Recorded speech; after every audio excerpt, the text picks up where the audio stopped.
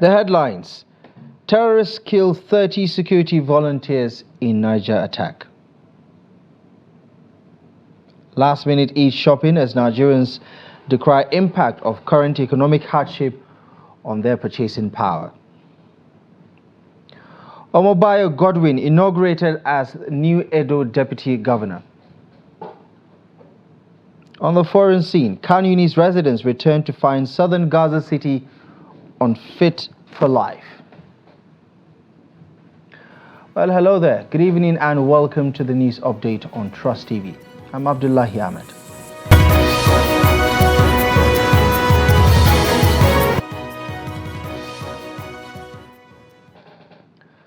We begin the news update in Niger State with the recent terrorist attack as dozens of vigilantes, popularly known as Ensake, have reportedly lost their lives in clashes with bandits at Dogon Dawa community in Mariga local government area of Niger State. Local sources say the incident occurred on Saturday morning when the bandits attempted to launch an attack on communities in the area. The vigilantes were said to have trailed the bandits to their hideouts but were ambushed on the way. Sources say there was also casualty on the side of the bandits, but it could not be established nor ascertained at the time of the reporting. Now, the chairman, Mariga local government area, Abbas Kaswar Garba, confirmed this development to newsmen. He expressed concern over the security situation, saying the attacks had resumed as residents were preparing for the new farming season.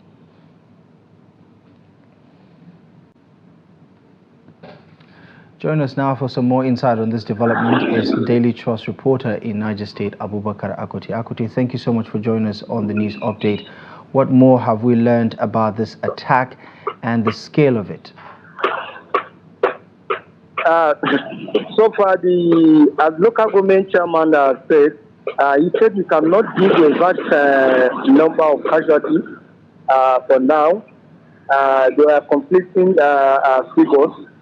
Until when search and rescue operations conducted, more vigilantes have launched the search and rescue operations. Some of them they have entered the forest to find out the more of their people that have been killed.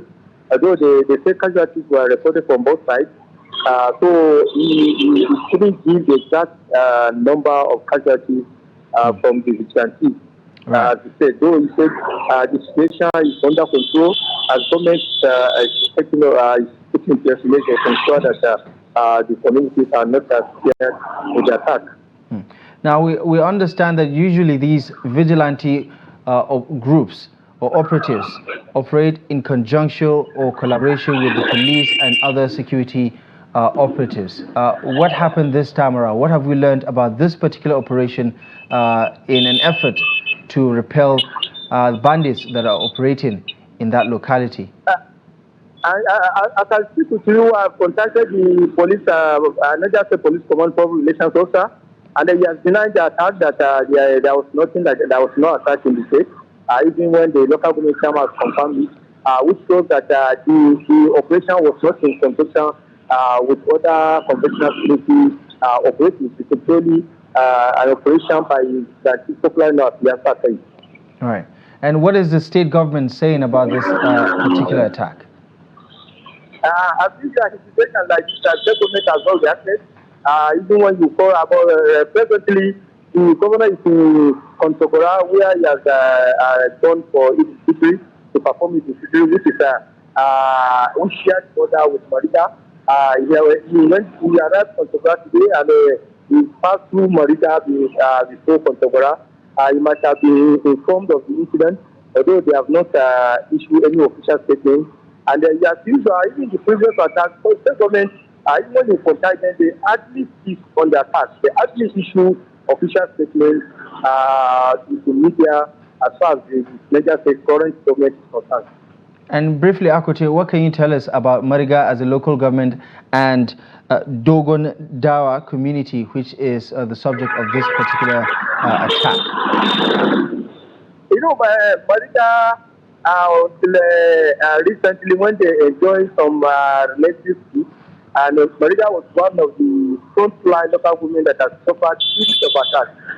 It has tripped the attacks in previous years, had crippled major cattle market in the same. Morita has one of the biggest cattle markets in Niger State. That market was nearly crippled completely due to instant attacks in the area. It's also one of the major farming communities where major grains like corn, millet, and other major grains were produced in the state. And all those things were affected in the past years due to instant attacks on those farming communities. Although locals in the attack case, with government effort in calming the situation down, they are also they have confidence that the situation will be put under control. So they await the action of the government to see that they are not displaced from their community. Right, Abubakar Akote, thanks so much for the update, and we await to hear the confirmation as well as official statements regarding this attack that has claimed the lives of vigilantes in Dogonda. Thank you so much for joining us on the news update.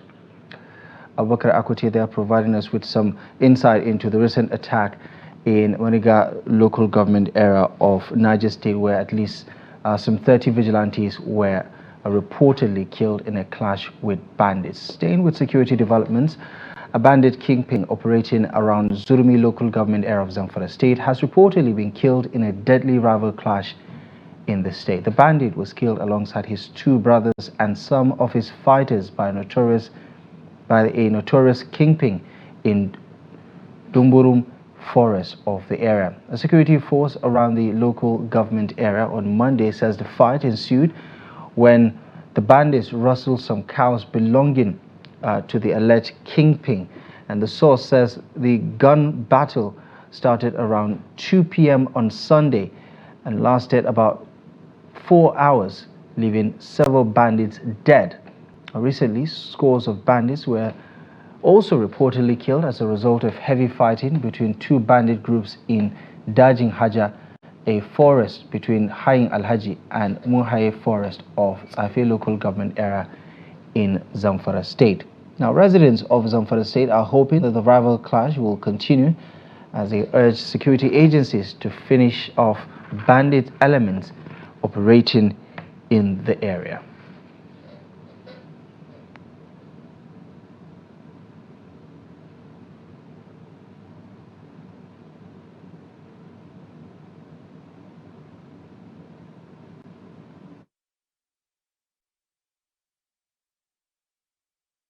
Preparations for this year's Eid al-Fitr celebrations have been greatly impacted by the present cost of living in Kaduna State, as residents are decrying the persistent increase in the price of commodities across markets in the state.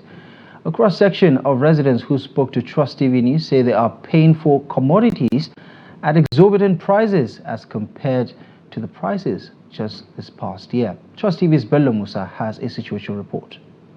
This is the popular Kaswar Birchi market located in the Kaduna metropolis. The large crowd of last-minute shoppers say the economic situation is affecting not only them, but the traders as well. Things are really costly now. What should originally cost you 300 naira is now 600 naira, and in some places 1,000 naira. But we thank God all the same. We need help. We want price of commodities and clothes to go down so we can buy for our children. Sallah has come, but we can't afford foodstuffs for our children. If children see others with new clothes and they don't have, there won't be peace at home. So whether we have the money or not, we must go and look for it and buy.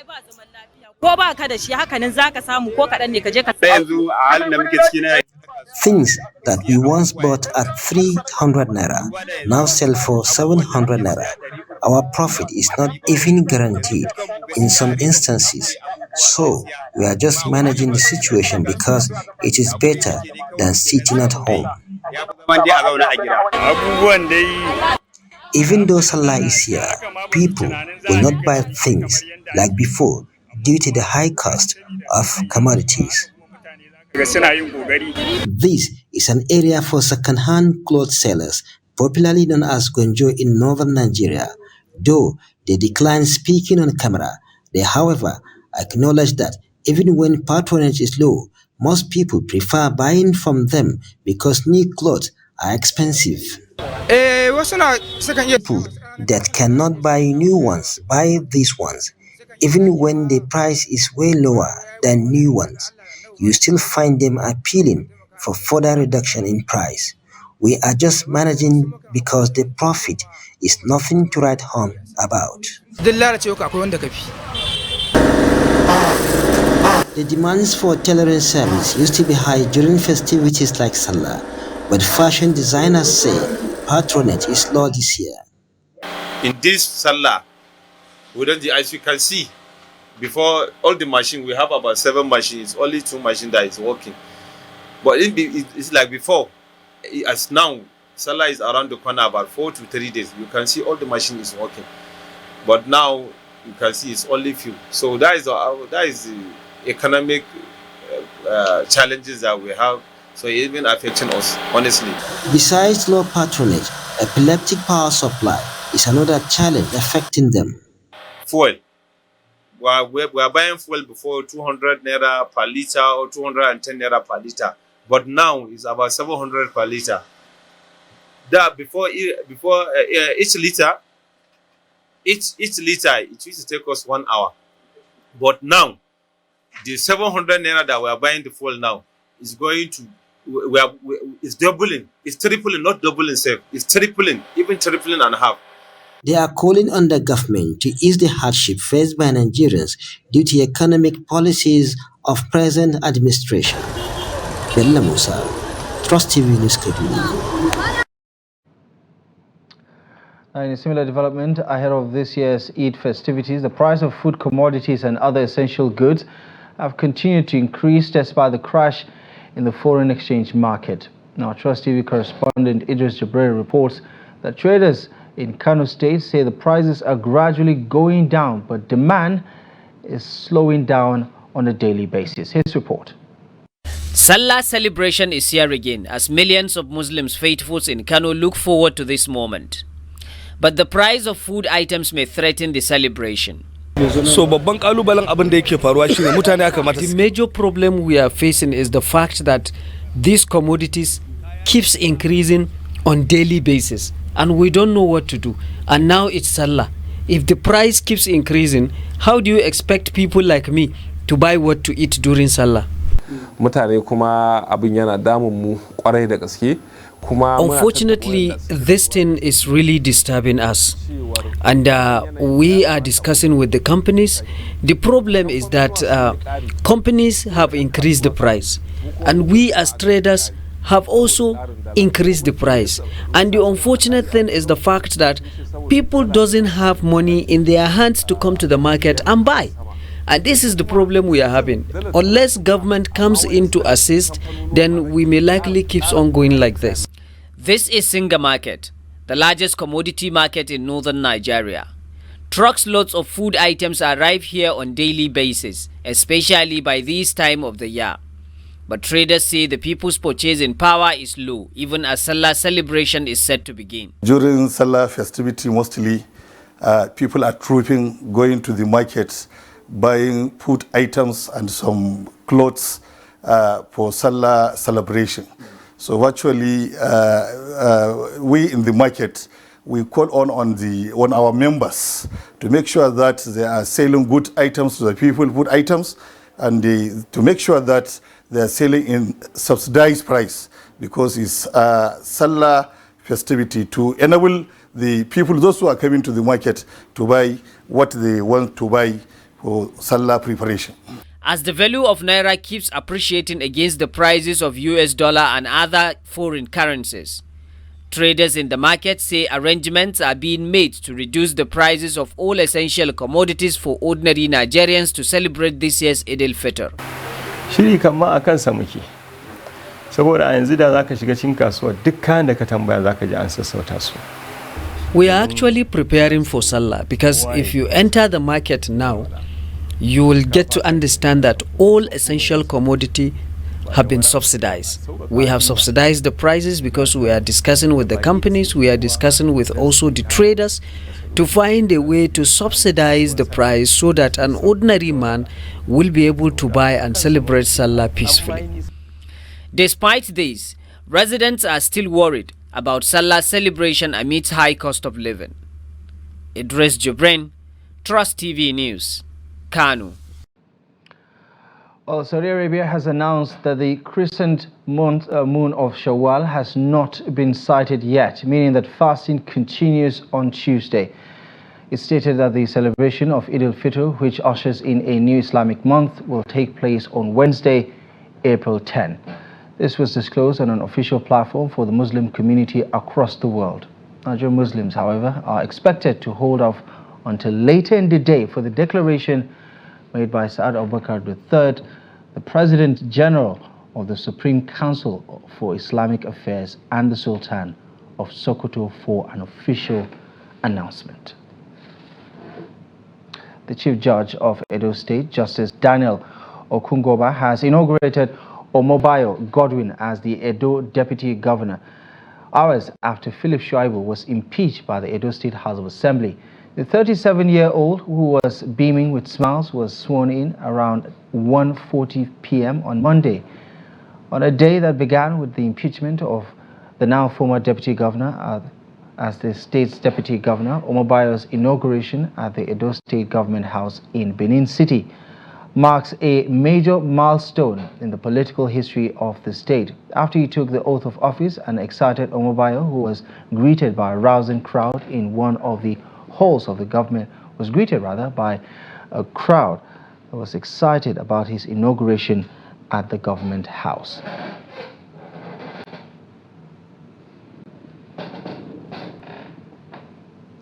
You're watching the news update on Trust TV. Still to come. Jigawa State Government revitalizes primary healthcare services for effective delivery across the state. More on this and many other stories up ahead in just a moment.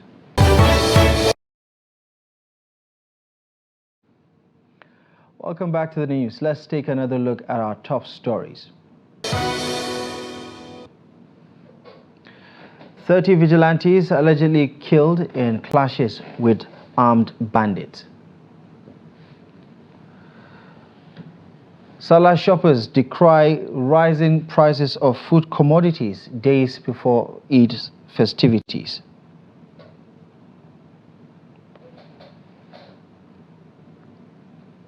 To Jigawa State now, where the state government has taken a bold step in addressing maternal and child mortality in the state.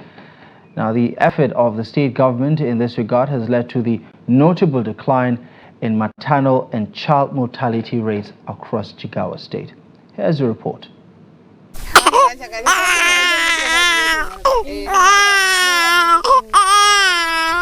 In the light of global research indicating the potential to save millions of lives through enhanced primary health care services by 2030, Jigawa State government has given proactive steps to address the challenges faced by its remote communities.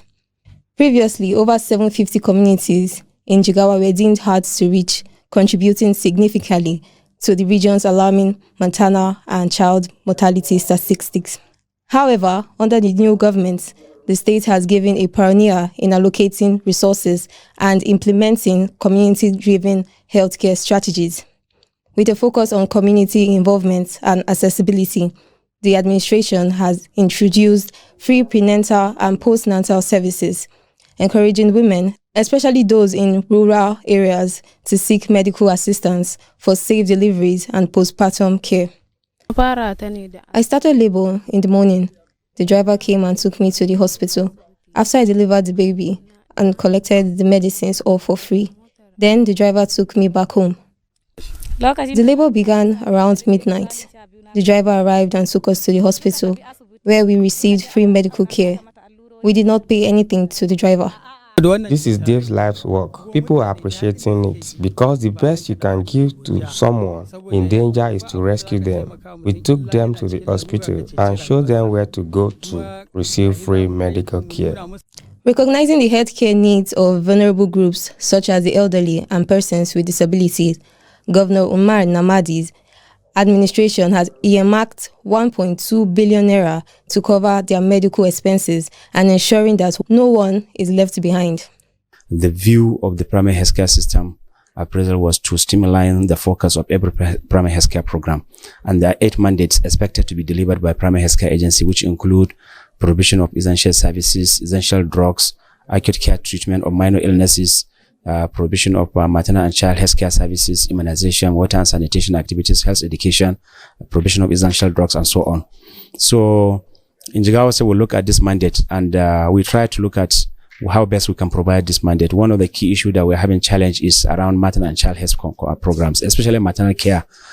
These concerted efforts in primary healthcare delivery are steering Jigawas towards a future with zero maternal and child mortality rates, marking a significant milestone in the state's healthcare landscape. Right, now a federal high court sitting in Abuja has remanded Binance Holdings Limited's executive Tigran Gambrayan in Kuje Correctional Center in Abuja pending the determination of his bail application. Justice Emeka Nwite gave the order after Gambrayan pleaded not guilty to the money laundering charges preferred against him by the Economic and Financial Crimes Commission, EFCC, on Monday. Now, EFCC had arraigned Gambrayan on an alleged money laundering charge following the dismissal of his objection by the court. Gambrayan was arraigned by the EFCC on a 5-count charge before Justice Nwite. He was arraigned alongside the company Binance and Nadeem Anjarwalla, who is now at large. The anti-graft agency had filed a money laundering charge against Binance, Gambrayan, and the now fugitive Anjarwalla as first to third defendants, respectively. Anjarwalla was said to have fled Nigeria after he has escaped from custody back in March this year. In the 5-count charge dated and filed on March 28th by EFCC, the defendants were accused of money laundering to the tune of $35 million. On the international scene, Palestinians returned to the southern Gaza city of Khan Yunis on Monday after an Israeli troop withdrawal to find their hometown destroyed following a 6-month military offensive. The pullout came ahead of an expected Israeli ground operation in Gaza's southernmost city of Rafah, where hundreds of thousands have fled the fighting, with negotiations for a ceasefire continuing in Cairo. Meanwhile, conflicting reports emerged Monday over the progress of truce talks in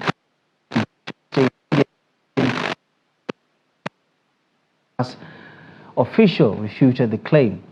Israel on Sunday pulled its troops out of southern Gaza, including the city of Khan Yunis, according to Israeli military sources. The defense minister, Yoav Gallant, said troops were pulled out to, quote, prepare for future missions, including in Rafah. At least 33,207 Palestinians have been killed and 75,000 wounded since Israel began its offensive on Gaza, according to the health ministry in the Hamas-run enclave. The Spanish embassy has denied players and officials of the Nigeria Under-15 team, also known as the Future Eagles, visa to participate in the UEFA Under-16 development tournament starting this week, Friday. This was made known by the Nigeria Football Federation in a post on X on Monday. The players and officials were supposed to fly into Spain on Tuesday afternoon for the tournament, to which the African giants have been invited. No reason was given for the denial of visa for the Nigerian team.